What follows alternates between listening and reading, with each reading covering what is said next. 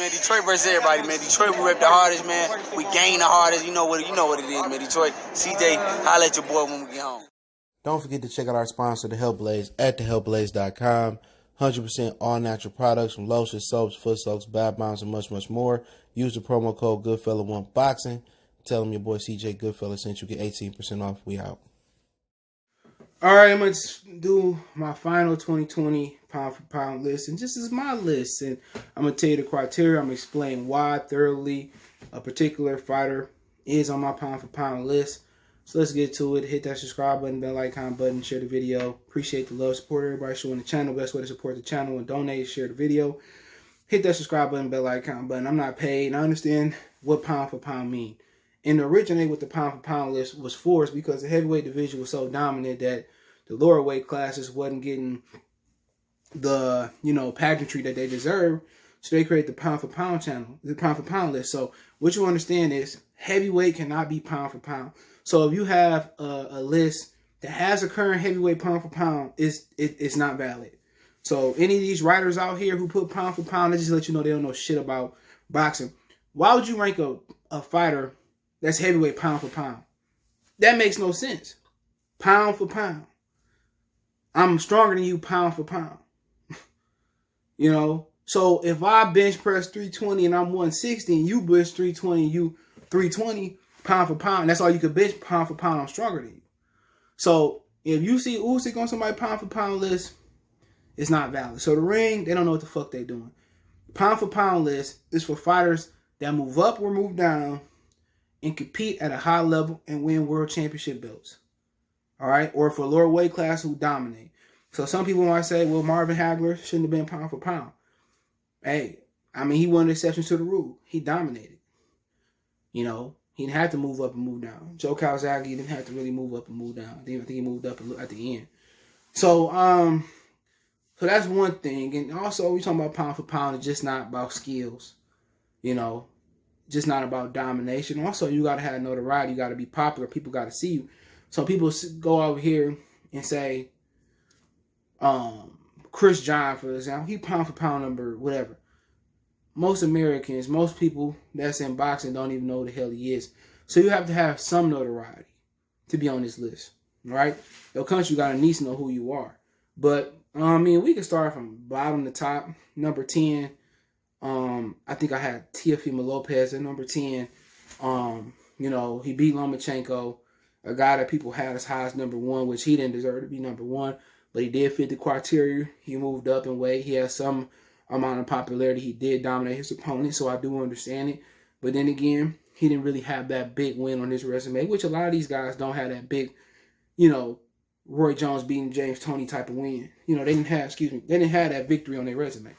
So, in this area, you're not going to have everybody that have everything. Most of these guys don't have everything. And I explain as I go up. And Teofimo Lopez beat Lomachenko. I felt more that he lost. I felt more that Lomachenko lost it than he won it. And that's why Teofimo number 10. Had he knocked Teofimo knocked out Lomachenko at any point in this fight, legitly, he probably would be somewhere in my top 5, maybe as high as number 3. If he dominated like 3-4 rounds, I'd probably throw him at number 1 to hit Terrence Crawford. But if it was a 5th, we'd all be drunk. And that's not what happened. But he makes number 10. My last list, I left him off, but I forgot, so I tied him at number 10. He was tied at number 10 with somebody else. Number 9, let's get there. Let's get to Juan Estrada. He be my number 9 fighter. He about to have a rematch with Roman Gonzalez. So Chocolatito will have an opportunity to actually be back on the pound for pound list. Good fighter. I saw him lose to Rivenstein in the first fight. I think Estrada beat Rivenstein. He had a great fight with Quadres. He had a great fight this year. That was a Fight of the Year candidate. Just a really good fighter. Remind you of a mini Canelo. Real slick. I think Roman Gonzalez got him back in the day. But I think he'd get Roman Gonzalez this time. So he my number 10 fighter, number 10, and Teofimo Lopez is number 9, So Estrada is number 10, Teofimo Lopez is number 9. So I kind of got it mixed up a little bit. Number 8 is British. Just what he did this year, defeating the Dr. Chose Uranier. He knocked out Injured Tabiti a couple years ago. Breeders took it to him. I think he one of the most skilled and talented fighters in boxing. Older, heard he might try had a heavyweight. And if he could piece as a heavyweight, he will fall off this list because he is a heavyweight, and that's not how we do pound for pound. But other than that, man, he's a good fighter. I thought he beat Usyk a couple years ago in the World Series of Boxing original tournament. And, you know, most people are like, oh, you don't know who he is? You know, if he did this at light heavyweight, he can get down. Shit, he might be top 2 or 3 on my list. So, amazing fighter, skillful fighter. Probably be higher if the cruiserweight was more popular in the United States. But once again, great fighter. So we got 10, 9, 8. Number 7 is Notoriety. He had a big win over I forget who he just beat up. It was the same time as Tank, same day as Tank fought. He beat up one of the Maloney boys. Moved up and fought him, beat him. In my opinion, I kind of had him sliding like earlier this year and still now at number 7, simply because he had a tough performance with Donaire. Donaire was 40 years old. Had Donaire been in his prime, I think he would have beaten Notoriety. So he slid a little bit in that fight to me. But he got opportunities to move up, fight Gary Russell, fight Neri. He moved to 22.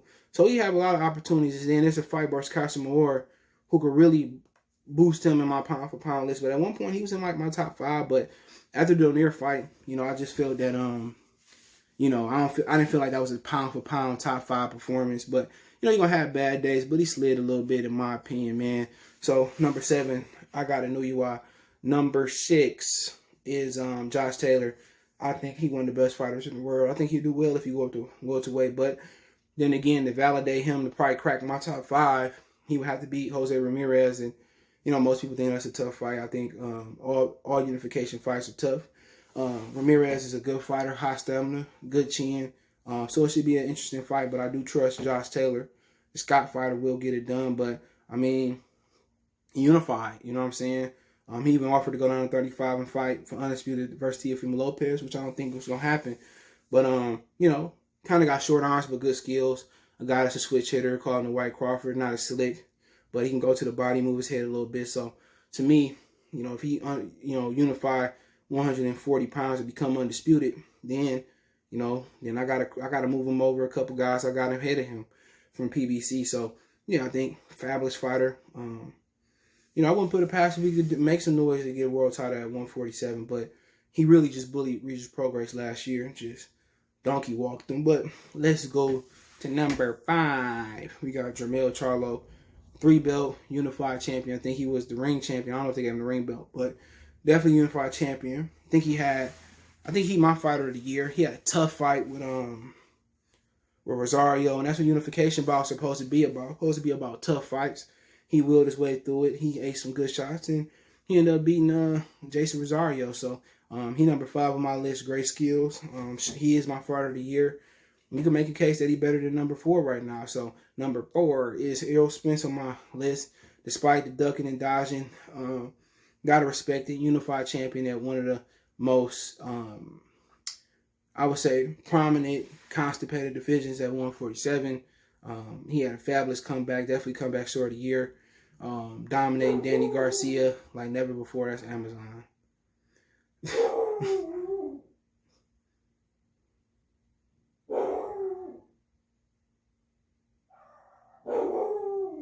I don't have to worry about Porsche pirates. Shut up! It's Amazon. Like I know what I'm saying, but let him get it out. The little dog. But if I say number 4, Errol Spence, tremendous fighter. They probably started barking at Errol Spence because he scared of top dog Bud. That's why they barking. When I say Errol Spence,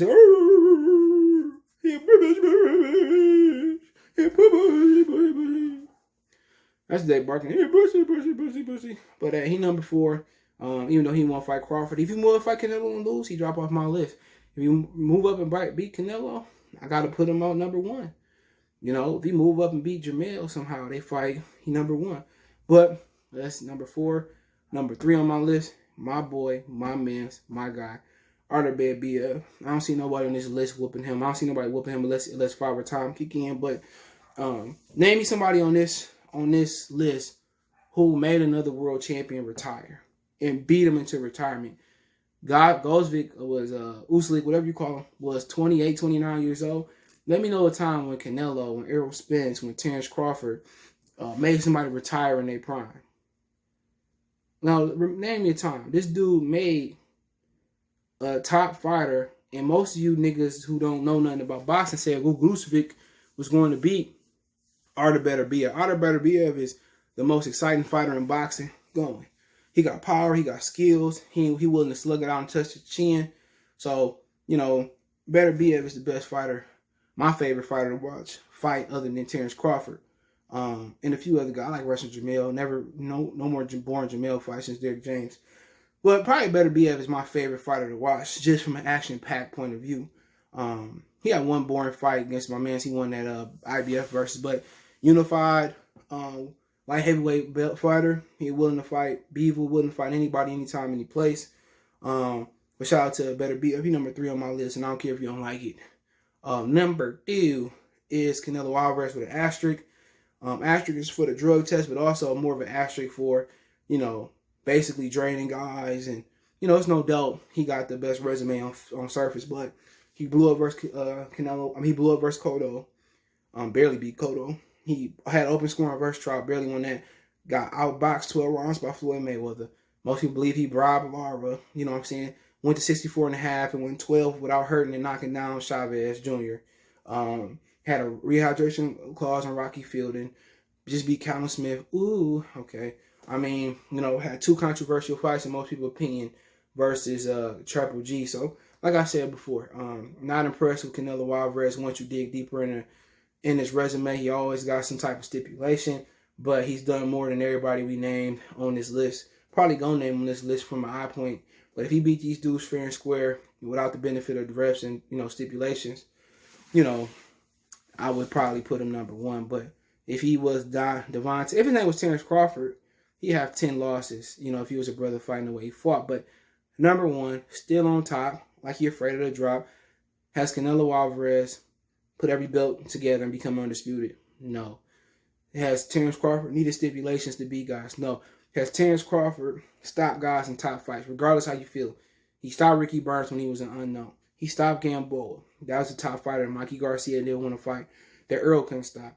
He dropped Victor Postal twice, which I think might be his toughest fight to date. He stopped Jeff Horn, who beat Manny Pacquiao. So he's stopping top guys in top fights. Canelo Alvarez ain't never stopped a motherfucker in the top fight. He can stop James Kirkland. He can stop Alfredo Angulo. But he ain't never stopped 30-year-old Miguel Cotto. 37-year-old Miguel, whatever it was. 30-something-old Shane Mosley. 36-year-old, 37-year-old Floyd Mayweather. Couldn't stop Drain 64.5 Chavez. So when you talking about a guy who pound for pound, who became undisputed, who stopped top guys, because you don't get to world champion level. You don't get to hold titles. You don't get to be 2-3 different division title holders, or you don't get to be Manny Pacquiao. He stopped guys. One of the most exciting fighters in boxing today. Had every belt, moved up 3 divisions, unlike Errol Spence. He the best fighter in boxing. Then obviously Errol Spence is scared to fight him. So, what else? If he could move up and fight Canelo Alvarez, that'd be beautiful. But you ask him to move up, 6 weight divisions to fight him at 68. It is what it is. So let me know what you guys think about the video. But Pacquiao dropped off my list because he ain't fought this year. And plus he about to retire anyway. Jamar Charlo just missed out. Other than that, just think about some guys. You guys might have a problem that's not on it. Triple G never was on my pound for pound list. If he was, pussy for pussy list. Lomachenko dropped off completely. You lose to a prospect with a belt. I'm just trying to think of some guys. Chocolito, he right on the outside with Jamal. He beat Estrada, he be in there. Nonito Donaire could be hanging out there somewhere a little bit deeper than those guys. Tank Davis ain't done enough. He ain't beat nobody prominent, so I got to be consistent. Ramirez, if he beat Josh Taylor, he'd definitely be in my top 5, maybe in my top 3 if he can stop him. Sean Porter, no. Keith Thurman, no. Ugas, no. Rosario, no. J-Rock, no. Demetrius Andrade, he ain't did enough to be pound for pound. He should be the number 1 fighter with his skill set, but we ain't gonna never know how good Boo Boo was in his prime, to be real. Plant, Benavidez, no. Callum Smith, hell no. Billy Joe Saunders, hell no. Beterbiev only 175 pounds. I think Beevil, as far as skill, I think Beaver was right. I think Beaver was right there with Jamal, you know, and whoever else I said. But hey, just my opinion. Let me know what you guys think. I'll do a Roar show towards New Year's, but New Year's Eve. But hey, don't forget me on Facebook, Instagram, Twitter. Reach out if you have a business question, inquiry, sponsorship, video request. All my social media links in the description. Twitter's the fastest way than Facebook and Instagram. We also got a Facebook group. All those links in the description. You have to reach out if you need a business question, inquiry, sponsorship, video request. Want to chop it up, want to advertise your business on the channel, hit me up. You want to make a financial donation, Cash App CJ Good 313. That's in the description, pound for pound. PayPal link in the description. I'm tired. Best way to donate is share the video, hit that subscribe button, bell icon button. Check out my Detroit channel, Notoriety Sports Talk. Check out my backup channel, Goodfella Sports TV 2.0. Let me know what you guys think. One time. Belief about I'm on the phone. You on the phone? Yeah. You looking at my baby? No, I ain't looking right? No, I'm good. You sure? Yeah, I'm good. All right, man. Next time we come outside, don't be staring and shit like that. I don't like that. I wasn't looking at him.